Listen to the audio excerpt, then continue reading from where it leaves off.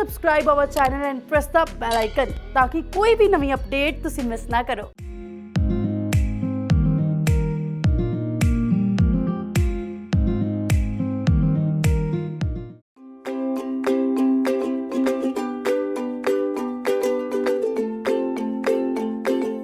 ਸਤਿ ਸ਼੍ਰੀ ਅਕਾਲ, ਨਮਸਕਾਰ। ਤੁਸੀਂ ਦੇਖ ਰਹੇ ਹੋ ਸਾਂਝਾ ਟੀਵੀ। ਮੈਂ ਹਾਂ ਤੁਹਾਡੇ ਨਾਲ ਅਰਸ਼ਦੀਪ ਤੇ ਤੁਹਾਡਾ ਸਾਰਿਆਂ ਦਾ ਇਸ ਹੈਲਥ ਸ਼ੋਅ ਦੇ ਵਿੱਚ ਸਵਾਗਤ ਹੈ। ਤੁਹਾਨੂੰ ਪਤਾ ਹੈ ਕਿ ਨਵਾਂ ਸਾਲ, ਨਵਾਂ ਆਗਾਜ਼, ਪਰ ਕਦੇ-ਕਦੇ ਲੱਗਦਾ ਹੁੰਦਾ ਸ਼ਾਇਦ ਅਸੀਂ ਉੱਥੇ ਹੀ 2019 ਦੇ ਵਿੱਚ ਹੀ ਖੜੇ ਹਾਂ, 2019 ਦਾ ਲਾਸਟ ਤੇ ਜਦੋਂ ਕੋਵਿਡ-19 ਦੀ ਸ਼ੁਰੂਆਤ ਹੋਈ ਸੀ। ਪਰ ਹੁਣ ਉਸ ਤੋਂ ਵੀ ਬਦਤਰ ਉਹਦਾ ਵੇਰੀਐਂਟ ਸਾਹਮਣੇ ਆਇਆ ਜੋ 50 ਤੋਂ 70% ਜਿਹੜਾ ਜ਼ਿਆਦਾ ਅਸਰਦਾਰ ਹੈ ਉਸ ਕੋਵਿਡ ਦੇ ਨਾਲੋਂ, ਜਿਹੜਾ ਕੋਵਿਡ 2019 ਦੇ ਵਿੱਚ ਕੋਵਿਡ-19 ਦਾ ਨਾਮ ਜਿਹਦਾ ਦਿੱਤਾ ਗਿਆ ਸੀ।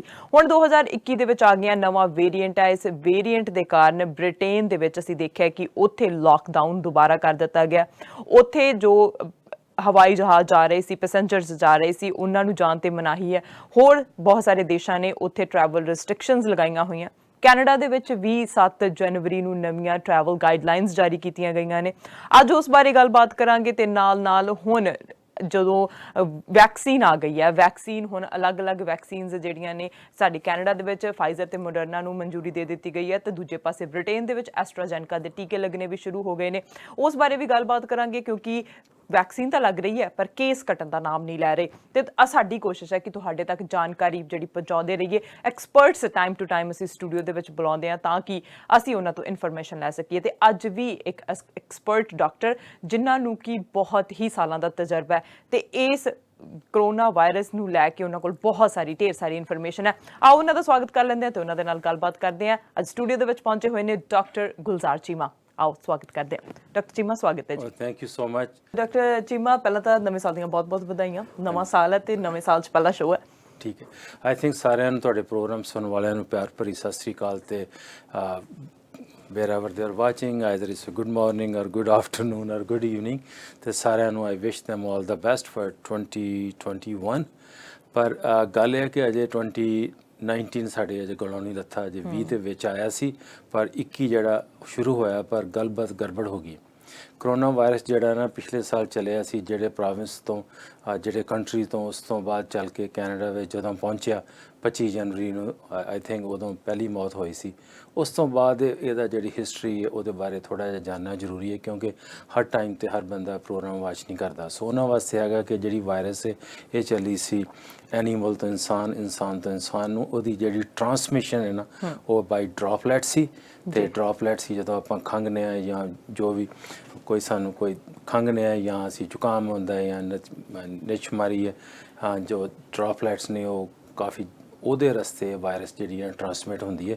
ਸੋ ਇਸੇ ਕਰਕੇ ਜਿਹੜਾ ਇਹਦਾ ਮੇਨ ਜਿਹੜਾ ਪਰਪਸ ਹਮੇਸ਼ਾ ਸਾਰੇ ਕਹਿ ਰਹੇ ਨੇ ਕਿ 2 ਮੀਟਰ ਦਾ ਡਿਸਟੈਂਸ ਰੱਖੋ ਤਾਂ ਕਿ ਜਿਹੜੇ ਡ੍ਰੌਪਲੈਟਸ ਨੇ ਉਨੀ ਦੇਰ ਤੱਕ ਉਹ ਟਿਕ ਜਾਂਦੇ ਨੇ। ਪਲੱਸ ਜਿਹੜਾ ਨਾ ਇਹਦਾ ਸਾਰਿਆਂ ਨੇ ਫਿਜ਼ੀਕਲ ਡਿਸਟੈਂਸ 'ਤੇ ਕੀਤੀਆਂ ਗੱਲਾਂ, ਆਪਾਂ ਨੇ ਮਾਸਕ ਬਾਰੇ ਗੱਲ ਕੀਤੀ, ਉਹ ਵੀ ਰਿਪੀਟ ਕਰਾਂਗੇ। ਬਟ ਹੁਣ ਅੱਜ ਹੀ ਸਵੇਰੇ ਇੱਕ ਮੌਂਟਰੀਆਲ ਤੋਂ ਮੇਰੇ ਖਿਆਲ 'ਚ ਕੋਈ 500 ਸਾਇੰਟਿਸਟ ਤੇ ਰਿਸਰਚਰਸ ਨੇ, ਸਾਰਿਆਂ ਨੇ ਇਹਨੂੰ ਕਿਹਾ ਵੀ ਇਹਨੂੰ ਥੋੜ੍ਹਾ ਜਿਹਾ ਹੋਰ ਐਕਸਪੈਂਡ ਕਰੋ। ਕੈਨੇਡਾ ਦੇ ਵਿੱਚ ਕਿਹਾ ਕਿ ਬਾਕੀ ਕੰਟਰੀਜ਼ ਦੇ ਵਿੱਚ ਕਿ ਇਹਦੀ ਜਿਹੜੀ ਇਨਡੋਰ ਜਿਹੜੀ ਇਹਦਾ ਸਪਰੈਡ ਹੈ ਉਹ ਕੱਲਾ ਡ੍ਰੌਪਲੈਟਸ 'ਤੇ ਨਹੀਂ ਹੈਗਾ, ਉਹ ਹੋ ਸਕਦਾ ਵੀ ਛੋਟੇ ਛੋਟੇ ਜਿਹੜੇ ਐਰੋਸੋਲ ਬਣ ਕੇ ਤੁਹਾਡੀ ਜਿੱਥੇ ਕੰਮ ਕਰਨ ਵਾਲੀ ਜਗ੍ਹਾ ਉੱਥੇ ਜ਼ਿਆਦਾ ਦੇਰ ਰਹਿ ਸਕਦੇ ਨੇ। ਇਸੇ ਕਰਕੇ ਹੋ ਸਕਦਾ ਕਿ ਇਹਦੀ ਜਿਹੜੀ ਇਹਨਾਂ ਕੁਆਂਟੀਟੀ ਵੱਧ, ਇਹਦੀ ਮਾਰ ਬਹੁਤ ਦੇਰ ਨਾਲ ਸਪਰੈਡ ਹੋ ਰਿਹਾ। ਸੋ ਬੇਸਿਕਲੀ ਇਸ ਤਰੀਕੇ ਨਾਲ ਸੀ। ਪਹਿਲਾਂ ਥੋੜ੍ਹਾ ਕੰਟਰੋਲ ਹੋ ਗਿਆ ਕੈਨੇਡਾ ਦੇ ਵਿੱਚ, ਫਿਰ ਬਾਅਦ ਦੇ ਵਿੱਚ ਥੋੜ੍ਹੀ ਬਹੁਤੀ ਸੈਲੀਬ੍ਰੇਸ਼ਨਸ ਹੋ ਗਈਆਂ, ਲੋਕਾਂ ਨੇ ਆਪਣਾ ਥੋੜ੍ਹਾ ਬਹੁਤਾ ਫਨ ਕੀਤਾ। ਫਿਰ ਇਹ ਪ੍ਰੋਬਲਮ ਹੁਣ ਵੱਧ ਗਈ ਹੈ। ਹੁਣ ਜਿਹੜਾ ਨਾ ਇਹਦੀ ਜਿਹੜਾ ਇਹ ਬੜੀ ਵੇਰੀਐਂਟ ਬਾਰੇ ਮੈਂ ਗੱਲ ਕਰਾਂਗਾ। ਉਹ ਜਿਹੜਾ ਵੇਰੀਐਂਟ ਹੈ ਨਾ ਕੋਵਿਡ-19 ਦਾ ਬੜੇ ਹੀ ਫਾਸਟ ਤਰੀਕੇ ਨਾਲ ਸਪਰੈਡ ਕਰਦਾ ਪਿਆ। ਯੂਰਪ ਦੇ ਵਿੱਚ ਪ੍ਰੋਬਲਮ ਪਈ ਹੈ। UK ਦੇ ਪ੍ਰਧਾਨ ਮੰਤਰੀ ਨੇ ਇੰਡੀਆ ਜਾਣ ਤੋਂ ਵੀ ਮਨਾ ਕਰਤਾ ਹੁਣ, ਤੇ ਬਾਕੀ ਉਹਨਾਂ ਫਲਾਈਟਸ ਵੀ ਮਨਾ ਕਰ ਦਿੱਤੀਆਂ ਨੇ। ਕੈਨੇਡਾ ਵਿੱਚ ਰਿਸਟ੍ਰਿਕਸ਼ਨਸ ਹੋ ਗਈਆਂ। 7 ਜਨਵਰੀ ਤੋਂ ਜਿਹੜਾ ਵੀ ਬੰਦਾ ਕੈਨੇਡਾ ਤੋਂ ਬਾਹਰ ਟਰੈਵਲ ਕਰੇਗਾ ਉਹਨੂੰ 72 ਘੰਟੇ ਪਹਿਲਾਂ ਇੱਕ ਸਰਟੀਫਿਕੇਟ ਸ਼ੋਅ ਕਰਨਾ ਪੈਣਾ ਕਿ ਉਹ ਕੋਵਿਡ ਜਿਹੜਾ ਨਾ PCR ਦਾ ਟੈਸਟ ਉਹ ਨੈਗੇਟਿਵ ਹੈ ਤੇ 5 ਸਾਲ ਤੋਂ ਉੱਪਰ ਤੋਂ ਸਾਰਿਆਂ ਨੂੰ। ਉਸ ਤੋਂ ਬਾਅਦ ਜਿੱਥੇ ਉਹਨਾਂ ਨੇ ਜਾਣਾ ਉੱਥੇ ਉਹਨਾਂ ਦੇ ਹਰ ਇੱਕ ਦੇ ਆਪਣੇ ਰੂਲ ਨੇ। ਸੋ ਜਿਹੜਾ ਸਾਡੇ ਪ੍ਰੋਗਰਾਮ ਦੇਖਣ ਵਾਲੇ ਉਹਨਾਂ ਵਾਸਤੇ ਬੜਾ ਕਰੂਸ਼ੀਅਲ ਹੈ ਕਿ ਜੇ ਤੁਸੀਂ ਫਲਾਈਟ ਕੋ ਬੁੱਕ ਕੀਤੀ ਹੈ ਉੱਥੇ ਜਾ ਕੇ ਰੌਲਾ ਪਾਉਣ ਨਾਲੋਂ ਤੇ ਪਰੇਸ਼ਾਨ ਹੋਣ ਨਾਲੋਂ ਪਹਿਲਾਂ ਹੀ ਜਿਹੜਾ ਨਾ ਆਪਣਾ ਟੈਸਟ ਕਰਾਓ, 72 ਘੰਟੇ ਪਹਿਲਾਂ ਲੈਟਰ ਲੈ ਕੇ ਜਾਓ, ਤੁਹਾਡੇ ਕੋਲ ਪ੍ਰੂਫ ਹੋਏ, ਤੁਹਾਨੂੰ ਪਰੇਸ਼ਾਨੀ ਨਾ ਹੋਏ। ਸੋ ਇਹ ਗੱਲਾਂ ਜਿਹੜੀਆਂ ਬੜੀਆਂ ਇੰਪੋਰਟੈਂਟ ਨੇ। ਸੋ ਮੈਂ ਸਮਝਣਾ ਵੀ ਆ ਜਿਹੜਾ ਨਾ ਇਸ ਦੌਰ ਦੇ ਵਿੱਚ ਇਹ ਜਿਹੜਾ ਸਾਰਾ ਕੰਮ ਹੈ ਬੜਾ ਖਤਰਨਾਕ ਚੱਲਦਾ ਪਿਆ। ਕੈਨੇਡਾ ਵਿੱਚ ਵੀ ਇਹਦਾ ਰੇਟ ਵੱਧ ਗਿਆ, ਡੈਥਸ ਰੇਟ ਵੱਧਦਾ ਪਿਆ। ਅੰਟੈਰੀਓ ਲੈ ਲਓ ਜਾਂ ਕੁਬੈਕ ਲੈ ਲਓ, BC ਲੈ ਲਓ, ਸਰੀ ਦੀ ਗੱਲ ਕਰ ਲਓ, ਫਰੇਜ਼ਰ ਹੈਲਥ ਦੀ ਗੱਲ ਕਰ ਲਓ। ਸੋ ਓਵਰਆਲ ਜਿਹੜਾ ਨਾ ਇਹਦੀ ਜਿਹੜੀ ਸਿਚੁਏਸ਼ਨ ਕੋਈ ਬਹੁਤੀ ਚੰਗੀ ਨਹੀਂ ਹੈਗੀ। ਡਾਕਟਰ ਜੀ, ਮੈਂ ਆਪਾਂ ਵੇਰੀਐਂਟ ਦੀ ਵੀ ਗੱਲ ਕੀਤੀ ਹੈ, ਟਰੈਵਲ ਦੀ ਵੀ ਹੁਣ ਜਿਹੜੀ 7 ਤਰੀਕ ਤੋਂ ਸ਼ੁਰੂ ਹੋਣ ਲੱਗੀ ਹੈ, ਪਰ ਵੇਰੀਐਂਟ ਨੂੰ ਲੈ ਕੇ ਸਾਡੇ ਵਿੱਚ ਪਹਿਲਾਂ ਤਾਂ ਕਨਫਿਊਜ਼ਨ ਹੈ ਕਿ ਵੇਰੀਐਂਟ ਕਿਸ ਤਰ੍ਹਾਂ ਵਰਕ ਕਰ ਰਿਹਾ, ਕਿਉਂਕਿ ਜਦੋਂ ਅਸੀਂ ਕੋਵਿਡ ਦੀ ਗੱਲ ਕਰਦੇ ਹਾਂ, ਜਿਵੇਂ ਤੁਸੀਂ ਐਕਸਪਲੇਨ ਕੀਤਾ, ਡ੍ਰੌਪਲੈਟਸ ਦੇ ਜਰੀਏ ਅਸੀਂ ਮਾਸਕ ਪਾ ਕੇ ਰੱਖਦੇ ਹਾਂ, ਸੈਨੀਟਾਈਜ਼ ਕਰਦੇ ਹਾਂ, ਪਰ ਇਹ ਜਿਹੜਾ ਬ੍ਰਿਟੇਨ ਤੋਂ ਸ਼ੁਰੂ ਹੋਇਆ, ਬ੍ਰਿਟੇਨ ਦੇ ਵਿੱਚ ਜ਼ਿਆਦਾ ਇਹਦੇ ਕੇਸ ਵਧਣੇ ਸ਼ੁਰੂ ਹੋਏ। ਹੁਣ ਵਿਕਟੋਰੀਆ ਦੇ ਵਿੱਚ ਵੀ ਕੇਸ ਆਏ ਹੈਗੇ ਆ, ਓਨਟਾਰੀਓ ਦੇ ਵਿੱਚ ਕੇਸ ਆਏ ਆ, ਨਿਊਯਾਰਕ ਦੇ ਵਿੱਚ ਵੀ ਕੇਸ ਰਿਪੋਰਟ ਕੀਤੇ ਗਏ ਆ। ਇਹ ਵੇਰੀਐਂਟ ਹੈ ਕੀ? ਕਿਉਂਕਿ ਕੋਵਿਡ ਦੇ ਆਲਰੇਡੀ ਵੇਰੀਐਂਟ ਪਹਿਲਾਂ ਵੀ ਆਏ ਆ, 15 ਤੋਂ 17 ਵੇਰੀਐਂਟ ਅਸੀਂ ਪਹਿਲਾਂ ਵੀ ਦੇਖਿਆ, ਪਰ ਇਹ ਵੇਰੀਐਂਟ ਇੰਨਾ ਖਤਰਨਾਕ ਕਿਉਂ ਹੈ? ਕੀ ਹੈ ਇਹ? ਦੇਖੋ ਇਹ ਨਾ ਦੇਖੋ ਬੇਸਿਕਲੀ ਕੀ ਹੁੰਦਾ ਕਿ ਵੇਰੀਐਂਟ ਦਾ ਕੀ ਹੈ, ਕੋਈ ਜਿਹੜੀ ਵਾਇਰਸ ਹੈ ਉਹਨਾਂ ਆਪਣਾ ਜਿਹੜਾ ਰੂਪ ਬਦਲਦੀ ਹੈ, ਉਹਦੀ ਜਿਹੜੀ ਹੈ ਨਾ ਐਕਟੀਵਿਟੀ 'ਚ ਉਹਦੀਆਂ ਥੋੜੀ ਬਹੁਤੀ ਮੋਡੀਫਿਕੇਸ਼ਨ ਹੋ ਕੇ ਤੇ ਉਹਦਾ ਜਿਸ ਤਰ੍ਹਾਂ ਹਰ ਸਾਲ ਫਲੂ ਦੀ ਵਾਇਰਸ ਕਰਕੇ ਉਹਦਾ ਬਦਲਦਾ ਰੰਗ ਰੂਪ, ਉਹਦਾ ਕਾਰਨਾਂ, ਉਹਦਾ ਤਰੀਕਾ ਬਦਲਦਾ ਕੰਮ ਕਰਨ ਦਾ ਬਾਡੀ ਦੇ ਵਿੱਚ, ਇਹਦੇ ਵਿੱਚ ਵੀ ਇਸੇ ਤਰੀਕੇ ਨਾਲ ਹੋ ਰਿਹਾ। ਇਹਦੇ ਤੋਂ ਇੱਕ ਸਬਕ ਇਹ ਮਿਲਦਾ ਕਿ ਇਕੱਲਾ ਇਹੋ ਨਹੀਂ ਵੇਰੀਐਂਟ, ਹੋਰ ਵੀ ਹੋ ਸਕਦਾ।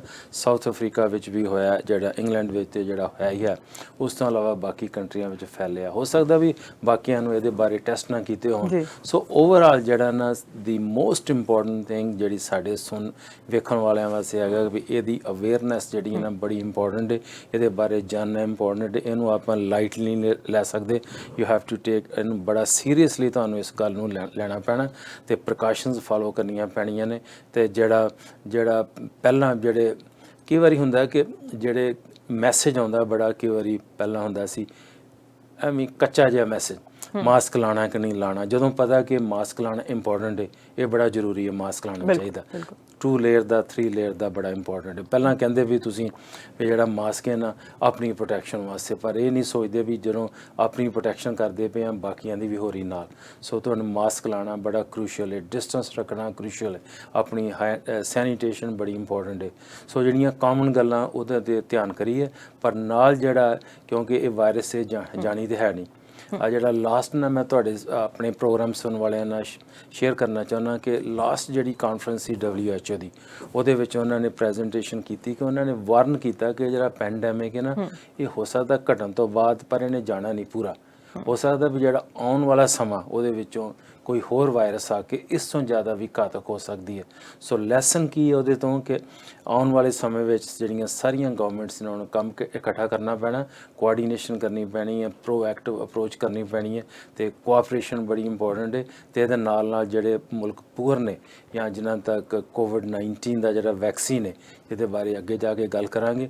ਉਹਦੀ ਜਿਹੜੀਆਂ ਨਾ ਉਹ ਪਹੁੰਚਿਆ ਕਿ ਨਹੀਂ, ਉਹ ਪਹੁੰਚੇਗਾ ਕਿ ਨਹੀਂ ਪਹੁੰਚੇਗਾ, ਉਹਨਾਂ ਕੋਲ ਪੈਸੇ ਹੈ ਕਿ ਨਹੀਂ ਹੈ, ਕਿਸ ਤਰ੍ਹਾਂ ਦੇ ਵੈਕਸੀਨ ਨੇ, ਕਿੱਥੇ ਕਿੱਥੇ ਜੋ ਵੀ ਕੁਝ ਹੋ ਰਿਹਾ ਉਹਦੇ ਬਾਰੇ ਮੈਂ ਅੱਗੇ ਜਾ ਕੇ ਆਪਾਂ ਗੱਲ ਕਰਾਂਗੇ। ਜੀ ਬਿਲਕੁਲ ਡਾਕਟਰ ਜੀ, ਮੈਂ ਜਦੋਂ ਵੇਰੀਐਂਟ ਦੀ ਗੱਲ ਆਉਂਦੀ ਹੈ, ਬ੍ਰਿਟੇਨ ਦੇ ਵਿੱਚ ਜਦੋਂ ਅਸੀਂ ਡਿਸਟੈਂਸ ਦੀ ਗੱਲ ਕਰਦੇ ਸੀ ਤੇ ਉੱਥੇ ਉਹਨਾਂ ਨੇ 3 ਮੀਟਰ ਜਿਹੜਾ ਰੱਖ ਦਿੱਤਾ ਸੀਗਾ, ਜਿਹੜਾ ਇੱਥੇ ਜਿਹੜਾ 6 ਮੀਟਰ ਹੈ। ਸੋ ਇਹ ਵੀ ਇੱਕ ਕਾਰਨ ਹੋ ਸਕਦਾ ਕਿ ਵੇਰੀਐਂਟ ਜਿਹੜਾ ਜ਼ਿਆਦਾ ਫੈਲ ਗਿਆ ਉੱਥੇ। ਨਹੀਂ, ਉਹਨਾਂ ਉੱਥੇ 3 ਫੁੱਟ ਦੀ ਗੱਲ ਕੀਤੀ ਸੀ, 1 ਮੀਟਰ ਦੀ, ਤੇ ਆਪਾਂ ਇੱਥੇ ਕਰਨੇ ਆ 2 ਮੀਟਰ ਦੀ, 6 ਫੁੱਟ ਦੀ।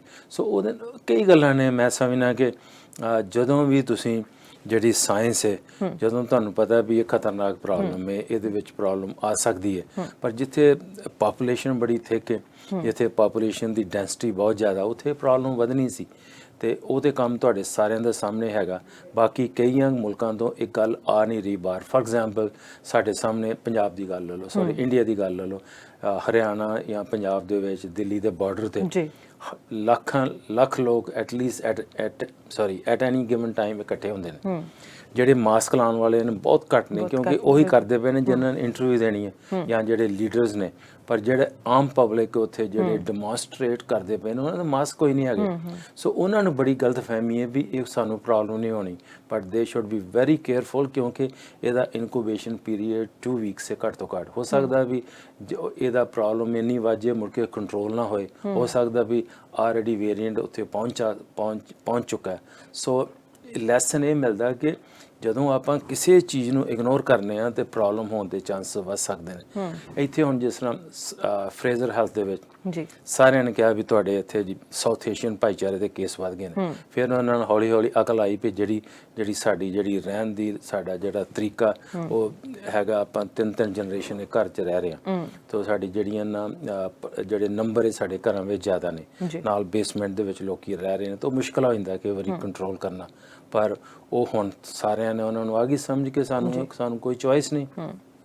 ਜਦੋਂ ਅਸੀਂ ਟਰੈਵਲ ਰਿਸਟ੍ਰਿਕਸ਼ਨਸ ਦੀ ਗੱਲ ਕਰਦੇ ਹਾਂ ਡਾਕਟਰ ਚੀਮਾ ਕਿ ਟਰੈਵਲ ਜਿਹੜਾ ਹੈ ਉਹ ਨਹੀਂ ਕਰਨਾ ਚਾਹੀਦਾ, ਸਾਨੂੰ ਘਰਾਂ ਦੇ ਵਿੱਚ ਰਹਿਣਾ ਚਾਹੀਦਾ, ਸਟੇ ਐਟ ਹੋਮ, ਤੇ ਉਹਨੂੰ ਲੈ ਕੇ ਹੁਣ ਅਸੀਂ ਮਿਨਿਸਟਰਸ ਵੀ ਦੇਖਿਆ ਜਿਨ੍ਹਾਂ ਨੂੰ ਅਸਤੀਫਾ ਦੇਣਾ ਪਿਆ ਹੈਗਾ ਆ, ਗਏ ਸੀ ਬਾਹਰ। ਪਰ ਹੁਣ ਕੈਨੇਡਾ ਨੇ ਇੱਕ ਰੂਲ ਲਾਗੂ ਕਰ ਦਿੱਤਾ ਹੈ ਕਿ ਤੁਹਾਡੇ ਕੋਲ ਇੱਕ ਨੈਗੇਟਿਵ ਰਿਪੋਰਟ ਹੋਣੀ ਚਾਹੀਦੀ ਹੈ। ਹੁਣ ਮੰਨ ਲਓ ਸਾਡੇ ਕੋਲ ਨੈਗੇਟਿਵ ਰਿਪੋਰਟ ਹੈ ਪਲੇਨ 'ਚ ਚੜ੍ਹਨ ਤੋਂ ਬਾਅਦ, ਪਰ ਸਾਨੂੰ ਕੋਵਿਡ ਹੋ ਗਿਆ ਪਲੇਨ ਵਿੱਚ ਚੜ੍ਹ ਕੇ ਉਸ ਤੋਂ ਬਾਅਦ, ਸੋ ਉਦੋਂ ਬਾਅਦ ਵੀ ਕੁਆਰੰਟੀਨ ਜਿਹੜਾ ਇੱਥੇ ਕਰਨਾ ਪੈਣਾ ਹੈਗਾ ਆ। ਸੋ ਜਿਹੜੀ ਇਹ ਨੈਗੇਟਿਵ ਰਿਪੋਰਟ ਹੈਗੀ ਕਿੰਨੀ ਕੁ ਫਾਇਦੇਮੰਦ ਹੋਵੇਗੀ ਇਹਨਾਂ ਕੇਸਿਸ ਨੂੰ ਘਟਾਉਣ ਦੇ ਵਿੱਚ? ਦੇਖੋ, ਜਿਹੜੀ ਨੈਗੇਟਿਵ ਰਿਪੋਰਟ ਹੈ ਨਾ 72 ਆਵਰਸ ਪਹਿਲਾਂ ਤੁਹਾਨੂੰ ਲੈਣੀ ਪੈਣੀ ਹੈ PCR ਟੈਸਟ ਦੀ। ਜੇ ਤੁਸੀਂ ਕਿਤੇ ਵੀ ਸਪੋਜ਼ ਵੀ ਅੱਜ ਤੁਸੀਂ ਪਲੇਨ 'ਚ ਬੈਠ ਕੇ ਤੁਸੀਂ ਸੇ ਵੀ 24 ਜਾਂ 48 ਘੰਟੇ 'ਚ ਪਹੁੰਚੇ ਹੋ, 24 ਜਾਂ 48 ਘੰਟੇ ਵਿੱਚ ਬੜੇ ਲੈਸ ਚਾਂਸਸ ਨੇ ਵੀ ਤੁਹਾਨੂੰ ਪ੍ਰੋਬਲਮ ਕੋਈ ਹੋ ਸਕਦੀ ਹੈ। ਪਰ ਜਾ ਕੇ ਜਿਹੜੇ ਮੁਲਕ 'ਚ ਤੁਸੀਂ ਉਤਰਨਾ ਉਹਨਾਂ ਸਾਰਿਆਂ ਦਾ ਜਿਹੜਾ ਕੁਆਰੰਟੀਨ ਪੀਰੀਅਡ ਉਹ 14 ਦਿਨ ਹੀ ਹੈ। ਮੋਸਟ ਕੰਟਰੀਜ਼ ਦਾ ਕਈਆਂ ਨੇ ਰਿਲੈਕਸ ਕਰਕੇ 10 ਦਿਨ ਕਰਤਾ ਸੀ, ਫਿਰ 10 ਦਿਨ ਦੇ ਬਾਅਦ ਫਿਰ ਕਨਫਿਊਜ਼ ਕਰਤਾ ਵੀ 14 ਦਿਨ ਕਰ ਲਓ। ਸੋ ਇਹ ਜਿਹੜੀਆਂ ਨੇ ਨਾ ਇਹੋ ਜਿਹੀਆਂ ਗੱਲਾਂ ਇਹ ਨੁਕਸਾਨ ਕਰਦੀਆਂ ਨੇ। 14 ਡੇਜ਼ ਸੇਫ ਪੀਰੀਅਡ ਹੈ, ਤੁਹਾਨੂੰ ਫਾਲੋ ਕਰਨਾ ਪੈਣਾ, ਤੇ ਜਾ ਕੇ ਉੱਥੇ ਹੋ ਸਕਦਾ ਤੁਹਾਨੂੰ ਟੈਸਟ ਕਰਾਉਣਾ ਵੀ ਪਏ। ਜਿਹੜੇ ਰੂਲਸ ਨੇ ਜਦੋਂ ਤੁਸੀਂ ਕਿਸੇ ਮੁਲਕ ਵਿੱਚ ਐਂਟਰ ਹੁੰਦੇ ਹੋ ਉਹਨਾਂ ਦੀ ਮਰਜ਼ੀ ਹੈ ਵੀ ਉਹਨਾਂ ਦੇ ਰੂਲਸ ਕੀ ਨੇ। ਆਪਾਂ ਜਾ ਕੇ ਆਕੜ ਤੇ ਵਿਖਾ ਨਹੀਂ ਸਕਦੇ ਵੀ ਅਸੀਂ ਆ ਗਏ ਹਾਂ, ਅਸੀਂ ਆ ਗਏ ਹਾਂ ਹੁਣ ਨਹੀਂ ਅਸੀਂ ਜਾਣਾ, ਉਹ ਤੇ ਕੰਮ ਨਹੀਂ ਹੋਣਾ। ਰੂਲਸ ਨੇ ਫਾਲੋ ਕਰਨੇ ਪੈਣੇ। ਜਿਹੜੇ ਰੂਲਸ ਨੇ ਫੋਰ ਐਗਜ਼ਾਮਪਲ ਜਿਸ ਤਰ੍ਹਾਂ ਕੈਨੇਡਾ ਦੇ ਵਿੱਚ ਪ੍ਰਧਾਨ ਮੰਤਰੀ ਨੇ ਬੜੀ ਵਾਰੀ ਕਿਹਾ ਵੀ ਤੁਸੀਂ ਨਾ ਟਰੈਵਲ ਕਰੋ। ਥੱਕੇ ਹੋਣਾ ਬੰਦਾ ਕਹਿ ਕੇ ਥੱਕ ਜਾਂਦਾ ਵੀ ਆਹ ਕੀ ਕਰਦੇ ਕਿ ਵੀ ਸਾਰੇ ਤੁਸੀਂ। ਪ੍ਰੋਵਿੰਸ ਨੇ ਵੀ ਕਿਹਾ ਵੀ ਤੁਸੀਂ ਇਹ ਕੰਮ ਨਾ ਕਰੋ। ਜਿਹੜੇ ਪ੍ਰੋਵਿੰਸ ਦੇ ਵਿੱਚ ਇਹ ਗੱਲਾਂ ਹੋਈਆਂ ਨੇ ਉਹਨਾਂ ਨੂੰ ਉਹ ਚੀਜ਼ਾਂ ਫੇਸ ਕਰਨੀਆਂ ਪੈਣੀਆਂ। ਪਰ ਜਿਹੜੀ ਐਮਰਜੈਂਸੀ ਹੈ ਉਹ ਜੇ ਤੁਹਾਨੂੰ ਕੋਈ ਐਮਰਜੈਂਸੀ ਇਹੋ ਜਿਹੀ ਪੈ ਗਈ ਹੈ ਵੀ ਤੁਸੀਂ ਕੋਈ ਚਾਂਸ ਨਹੀਂ ਤੁਹਾਡਾ, ਤੁਹਾਨੂੰ ਜਾਣਾ ਹੀ ਪੈਣਾ, ਉਹਦੇ ਵੀ ਜਿਹੜੇ ਤਰੀਕੇ ਨੇ ਤੁਸੀਂ ਆਪਣੇ ਨਾਲ ਉਹਨਾਂ ਨਾਲ ਤੁਹਾਨੂੰ ਗੱਲਬਾਤ ਕਰਨੀ ਪੈਣੀ ਹੈ, ਰੂਲਸ ਫਾਲੋ ਕਰਨੇ ਪੈਣੇ ਨੇ। ਪਰ ਜਿਹੜੀ ਇਕੁਅਲ ਬੇਸ ਤੇ ਕੰਮ ਕਰਨਾ ਪੈਣਾ। ਇਹ ਨਹੀਂ ਵੀ ਤੁਹਾਡੇ ਕੋਲ ਪੋਜੀਸ਼ਨ ਆਫ ਪਾਵਰ ਹੈ ਤੇ ਤੁਸੀਂ ਕਹੋ ਵੀ ਮੇਰੇ ਰੂਲਸ ਜਿਹੜੇ ਬੜੇ ਹੋਰ ਹੋਣੇ ਚਾਹੀਦੇ ਨੇ, ਉਹ ਤੇ ਕੰਮ ਠੀਕ ਨਹੀਂ ਹੈਗਾ। ਤੇ ਨਾਲੇ ਜਦੋਂ ਤੁਸੀਂ ਘਰ ਦੇ ਵਿੱਚੋਂ ਬਾਹਰ ਜਾ ਰਹੇ ਹੋ ਤੁਹਾਨੂੰ ਕੀ ਪਤਾ ਤੁਸੀਂ ਕਿੰਨਿਆਂ ਨੂੰ ਮਿਲਦੇ ਪਏ ਹੋ। ਫੋਰ ਐਗਜ਼ਾਮਪਲ ਘਰੋਂ ਤੁਰੇ ਹੋ, ਤੁਸੀਂ ਟੈਕਸੀ ਵਿੱਚ ਗਏ ਹੋ, ਟੈਕਸੀ ਬਾਅਦ 에ਅਰਪੋਰਟ ਤੇ ਗਏ ਹੋ, ਉੱਥੇ ਕਿਹਨੂੰ ਮਿਲੇ ਹੋ, ਵਿੱਚ ਬੈਠੇ ਹੋ, ਤੁਹਾਨੂੰ ਕੀ ਪਤਾ ਵੀ ਉਹਦਾ ਕਿੰਨੀ ਕੁ ਸੈਨੀਟੇਸ਼ਨ ਹੈਗੀ ਹੈ। ਸੋ ਆਈ ਥਿੰਕ ਸਾਰੇ ਲੋਕਾਂ ਨੂੰ ਇਸ ਟਾਈਮ ਦੇ ਵਿੱਚ ਬੜਾ ਕਨਫਿਊਜ਼ਨ ਪਿਆ ਵੀ ਆਪਾਂ ਕਰੀਏ ਕੀ। ਤੇ ਇੰਪੋਰਟੈਂਟ ਗੱਲ ਹੈ ਵੀ ਜਿਨ੍ਹਾਂ ਨੇ ਵੀ ਆਪਣੀਆਂ ਟਿਕਟਸ ਬੁੱਕ ਕੀਤੀਆਂ ਸੀ ਜੀ ਰੇਅਰ ਲਾਈਨ ਨਾ ਕਰਨ ਗੱਲ ਪਹਿਲਾਂ, ਉਸ ਤੋਂ ਇਲਾਵਾ ਬਾਕੀ ਆਪਣਾ ਟੈਸਟ ਕਰਾਉਣ। 5 ਸਾਲ ਤੋਂ ਉੱਪਰ ਜਿਹੜਾ ਵੀ ਜਿੰਨੇ ਜਾਣਾ ਉਹਨਾਂ ਨੂੰ ਟੈਸਟ ਸ਼ੋ ਕਰਨਾ ਪੈਣਾ। ਤੇ ਜਾ ਕੇ ਜਿਹੜੀ ਗਵਰਨਮੈਂਟ ਆਫ ਕੈਨੇਡਾ ਦੀ ਵੈਬਸਾਈਟ ਦੇਖ ਲਓ, ਉਹਨਾਂ ਨਾਲ ਗੱਲ ਕਰੋ। But lot of people are very upset ਵੀ ਇਹ ਕੀ ਹੋਇਆ, ਪਰ ਆਲ ਆਫ ਅ ਸਡਨ ਅਸੀਂ ਕੀ ਕਰੀਏ। But there are ways to fix it. ਜੀ ਬਿਲਕੁਲ ਡਾਕਟਰ ਜੀ, ਮੈਂ ਜਿੱਦਾਂ ਹੁਣ ਵੈਕਸੀਨ ਜ਼ਰੂਰ ਆ ਗਈ ਹੈ, ਵੈਕਸੀਨ ਲੱਗਣੀ ਵੀ ਸ਼ੁਰੂ ਹੋ ਗਈ ਹੈ। ਹੁਣ BC ਦੇ ਵਿੱਚ ਕਿਹਾ ਗਿਆ ਕਿ 1.5 ਲੱਖ ਤੋਂ ਉੱਤੇ ਵੈਕਸੀਨ ਜਿਹੜੀ ਲੱਗ ਜੂਗੀ ਫਰਵਰੀ ਤੱਕ। ਹੁਣ ਓਨਟਾਰੀਓ ਦੇ ਵਿੱਚ ਵੈਕਸੀਨ ਸਭ ਤੋਂ ਪਹਿਲਾਂ ਸ਼ੁਰੂ ਹੋਈ, ਉੱਥੇ ਕੇਸ ਵੀ ਬਹੁਤ ਜ਼ਿਆਦਾ ਸੀ, ਪਰ ਵੈਕਸੀਨ ਤੋਂ ਬਾਅਦ ਵੀ ਕੇਸ ਬਹੁਤ ਜ਼ਿਆਦਾ ਰਿਪੋਰਟ ਹੋ ਰਹੇ ਆ, ਉਹਦਾ ਕੀ ਕਾਰਨ? ਦੇਖੋ, ਇਸ ਤੋਂ ਪਹਿਲਾਂ ਕਿ ਮੈਂ ਗੱਲ ਕਰਾਂ ਵੀ ਵੈਕਸੀਨੇਸ਼ਨ ਦੇ ਵਿੱਚ ਇਹ ਬੜਾ ਕੀ ਇੰਪੋਰਟੈਂਟ ਪੁਆਇੰਟ ਹੈ। ਆਪਾਂ ਨੇ I just want to discuss that. ਮੈਂ ਟੱਚ ਕਰਨਾ ਚਾਹੁੰਦਾ ਕਿ ਜਿਹੜੇ ਦੋਨੋਂ ਵੈਕਸੀਨ ਨੇ ਕੋਵਿਡ-19 ਵਾਸਤੇ, ਮੋਡਰਨਾ ਤੇ ਫਾਈਜ਼ਰ ਦਾ, ਉਹਨਾਂ ਦੋਨਾਂ ਦੇ ਬਾਰੇ ਕਿਤੇ ਤੁਸੀਂ ਮਿਸ ਇਨਫੋਰਮੇਸ਼ਨ ਵੀ ਕਈ ਜਗ੍ਹਾ ਬੜੀ ਮਿਲਦੀ ਹੁੰਦੀ ਹੈ ਜੀ। ਬੜਾ ਲੋਕਾਂ ਨੂੰ ਇੱਕ ਸਾਡਾ ਜਿਹੜਾ ਮੁਸਲਿਮ ਕਮਿਊਨਿਟੀ ਦਾ ਜਿਹੜਾ ਉਹਨਾਂ ਦਾ ਇੱਕ ਸੀ ਇਸ਼ੂ ਕਈ ਵਾਰੀ ਰੇਜ਼ ਕੀਤਾ ਗਿਆ ਕਿ ਜਿਹੜੇ ਧਰਮ ਕਰਕੇ ਜਿਹੜਾ ਪੋਰਕ ਦਾ ਵਿੱਚ ਤੇ ਨਹੀਂ ਕੋਈ ਹਿੱਸਾ ਹੈਗਾ, ਪਰ ਦੋਨਾਂ ਵਾਇਰਸ ਜਿਹੜੇ ਵੈਕਸੀਨੇਸ਼ਨ ਨੇ ਇਹ ਦੋਨੋਂ mRNA ਦੇ ਨੇ। ਇਹ ਦੋਨੋਂ ਜਿਹੜੇ ਵੈਕਸੀਨੇਸ਼ਨ ਨੇ ਇਹਨਾਂ ਵਿੱਚ ਪੋਰਕ ਦੀ ਕੋਈ ਮਿਲਾਵਟ ਨਹੀਂ ਹੈਗੀ ਕਿਸੇ ਵੀ ਐਨੀਮਲ ਦਾ ਕੋਈ ਵੀ ਪਾਰਟ ਨਹੀਂ ਹੈਗਾ। ਪਰ ਉਹ ਖਾਸ ਕਰਕੇ ਜਿਹੜੀ ਚੀਜ਼ ਦਾ ਉਹਨਾਂ ਨੇ ਪਤਾ ਕੀਤਾ ਜਾਂ ਜਿਹੜੀ ਚੀਜ਼ ਦਾ ਲੋਕੀ ਸਵਾਲ ਕਰਦੇ ਪਏ ਨੇ, ਮੈਂ ਸਮਝਦਾ ਵੀ ਸਾਡੇ ਪ੍ਰੋਗਰਾਮ ਦੇ ਥਰੂ ਬੜਾ ਇੰਪੋਰਟੈਂਟ ਇਹ ਮੈਸੇਜ ਹੈ ਕਿ ਤੁਸੀਂ ਉਹਦੇ ਵਿੱਚੋਂ ਕੋਈ ਇਹੋ ਜਿਹੀ ਗੱਲ ਨਹੀਂ ਹੈਗੀ। ਤੁਸੀਂ ਜਿਹੜਾ ਗਵਰਨਮੈਂਟ ਆਫ BC ਦੀ ਜਿਹੜੀ ਵੈਬਸਾਈਟ ਤੇ ਜਾ ਕੇ ਸਵਾਲ ਪੁੱਛੋ ਉਹਨਾਂ ਨੂੰ ਐਂਡ ਤੁਹਾਨੂੰ ਉਹ ਜਵਾਬ ਮਿਲਣਾ ਜਿਹੜਾ ਤੁਹਾਨੂੰ ਮੈਂ ਕਹਿ ਰਿਹਾ। ਸੋ ਉਹ ਬੜੀ ਰੀਅਸ਼ੋਰੈਂਸ ਗੱਲ ਹੈ। ਪਰ ਬਾਕੀ ਜਿਹੜੇ ਵੈਕਸੀਨੇਸ਼ਨ ਆਉਣੇ ਨੇ ਫਿਊਚਰ ਦੇ ਵਿੱਚ ਉਹਨਾਂ ਬਾਰੇ ਨਹੀਂ ਮੈਂ ਕਹਿ ਸਕਦਾ, ਪਰ ਜਿਹੜਾ ਅੱਜ ਦੀ ਗੱਲ ਹੈ ਸੋ ਇਹ ਗੱਲ ਹੋ ਰਹੀ ਹੈ ਵੀ ਆਪਾਂ ਨੂੰ ਵਾਚ ਕਰਨਾ ਪੈਣਾ। ਸੈਕੰਡ ਇਹ ਵੀ ਜਿਹੜਾ ਵੈਕਸੀਨੇਸ਼ਨ ਦਾ ਜਿਹੜਾ ਰੋਲ ਆਊਟ ਹੈ ਉਹ ਪ੍ਰੋਵਿੰਸ ਨੇ ਫੈਸਲਾ ਕੀਤਾ ਵੀ ਜਿਸ ਤਰ੍ਹਾਂ ਸਾਨੂੰ ਜਿੰਨੀ ਕੁ ਉਹਨਾਂ ਨੂੰ ਸਪਲਾਈ ਮਿਲੇਗੀ ਉਸ ਤਰੀਕੇ ਨਾਲ ਉਹਨਾਂ ਨੇ ਕੰਮ ਕਰਨਾ। ਤੇ ਪਰ ਇਹ ਵੈਕਸੀਨੇਸ਼ਨ ਜਿਹੜਾ ਨਾ ਕਈ ਮੁਲਕਾਂ ਵਿੱਚ ਤੇ ਉਹਨਾਂ ਕਿਹਾ ਵੀ ਸਿੱਧੇ ਕਰੋ ਜਲਦੀ, ਤੁਸੀਂ ਜਿੰਨੇ ਕਈ ਤੇ ਕਹਿ ਰਹੇ ਨੇ ਤੁਸੀਂ ਮਿਲੀਅਨ ਜਿਹੜਾ ਨਾ ਹਫਤੇ ਵਿੱਚ ਕਰੋ ਤੇ ਤਾਂ ਕਿ 24 ਹਫ਼ਤਿਆਂ ਦੇ ਵਿੱਚ ਨਾ 25 ਹਫ਼ਤੇ ਵਿੱਚ ਜਿੰਨੀ ਆਪਣੀ ਪਾਪੂਲੇਸ਼ਨ ਹੈ ਸਾਰੀ ਕਵਰ ਹੋ ਜੇ।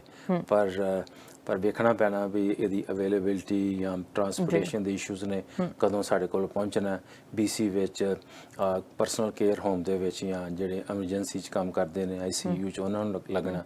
ਸਾਡੀ ਵਾਰੀ ਵੀ ਜਿਹੜੇ ਅਸੀਂ ਫਿਜ਼ੀਸ਼ੀਅਨ ਕੰਮ ਕਰਨੇ ਆ ਕਮਿਊਨਿਟੀ ਦੇ ਵਿੱਚ ਸਾਡੀ ਵੀ ਨਹੀਂ ਵਾਰੀ ਅਜੇ ਆਈ। ਸੋ ਮੈਂ ਸਮਝਦਾ ਵੀ ਪਰ ਕੀ ਪਾਰਟ ਹੈ ਵੀ ਜਦੋਂ ਆਉਣਾ ਲਵਾਉਣਾ ਜ਼ਰੂਰ ਹੈ। ਆਪਾਂ ਹੁਣ ਸਾਰੇ ਕੰਪਲੇਨ ਕਰਨੇ ਪਏ ਆ ਵੀ ਆ ਨਹੀਂ ਰਿਹਾ, ਪਰ ਜਦੋਂ ਆ ਗਿਆ ਫਿਰ ਆਪਾਂ ਭੱਜਣਾ ਨਹੀਂ ਇਸ ਗੱਲ ਤੋਂ, ਕਿਉਂਕਿ ਇਹਦਾ ਵੈਕਸੀਨੇਸ਼ਨ ਦਾ ਨਾ ਇਹ ਇੰਪੋਰਟੈਂਟ ਪਾਰਟ ਹੈ। ਪਰ ਇਹ ਸਵਾਲ ਇਹ ਆਉਂਦਾ, ਅਗਲਾ ਸਵਾਲ ਸਾਰੇ ਪੁੱਛਦੇ ਨੇ ਵੀ ਇਹ ਵੇਰੀਐਂਟ ਨੂੰ ਵੀ ਕਵਰ ਕਰੇਗਾ, ਉਹਦੇ ਬਾਰੇ ਕਿਸੇ ਕੋਲ ਕੋਈ ਜਵਾਬ ਨਹੀਂ ਹੈਗਾ। ਜੀ ਬਿਲਕੁਲ, ਕਿਉਂਕਿ COVID-19 ਦੇ ਅਜਿਹੇ ਵੀ ਕੇਸ ਆਏ ਆ ਕਿ ਜਿਨ੍ਹਾਂ ਨੇ ਵੈਕਸੀਨ ਲਗਵਾਇਆ ਹੈ ਤੇ ਅਗਲੀ ਵੀਕ ਉਹਨਾਂ ਦੀ ਜਦੋਂ ਰਿਪੋਰਟ ਕੀਤੀ ਗਈ ਤਾਂ ਵੀ ਪੋਜ਼ਿਟਿਵ ਆਈ। ਅਜਿਹਾ ਕਿਉਂ?